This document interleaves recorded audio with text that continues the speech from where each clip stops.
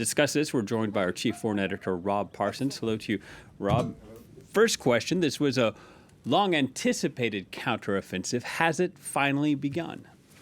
Your guess is as good as mine. Well, I think that's the answer at the moment, because the Ukrainians aren't giving anything away. But having said that, the signs are there that something is afoot. Whether this is the main thrust or not, we don't know. My impression is it's not the main thrust. These are initial, relatively large but not huge attacks by the Ukrainians, and you mentioned one in the Zaporizhzhia region in southern Ukraine. They've been attacking there through two towns, Orikhiv and Velika Novosilka, towards a very important Russian logistics hub at a town called Tokmak.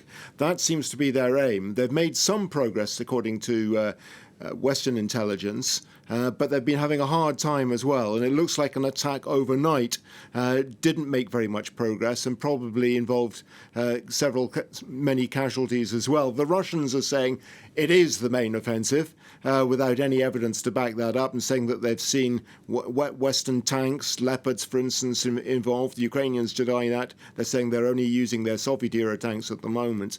The Russians are claiming that these are really very big attacks.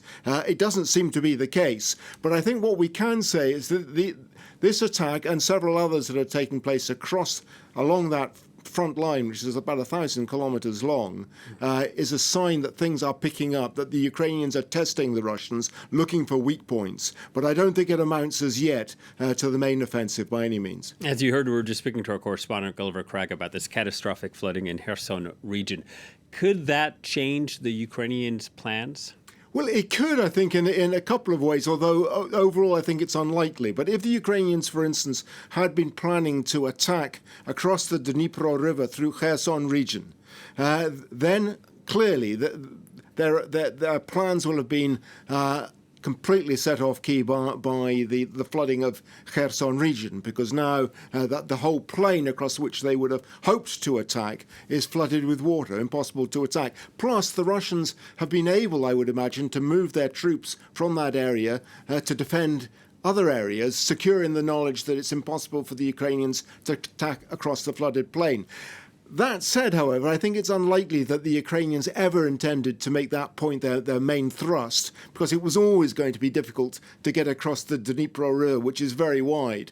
Much more likely, I think, is that the Ukrainians will be thinking about Donetsk region, or possibly a bit further up from the area we were talking about just now in Zaporizhzhia region, and attacking towards Melitopol in the south. If they could do that, they could sever off Crimea from mainland Russia. That would be a huge gain for them. But the other area is certainly Bakhmut in the center area. We've been talking about Bakhmut for months with the Russian attempts to capture the city. They're very close even to doing it if they haven't already done so. But they've found themselves in a position they certainly would not have wanted to be in, because the Ukrainians have been attacking around the northern and southern flanks and are making quite considerable progress, in some areas a couple of kilometers, and they could be in a position to encircle Russian forces. That would be a major setback for the Russians. All right, Rob, thank you very much. Rob Parsons, France 24's chief foreign editor.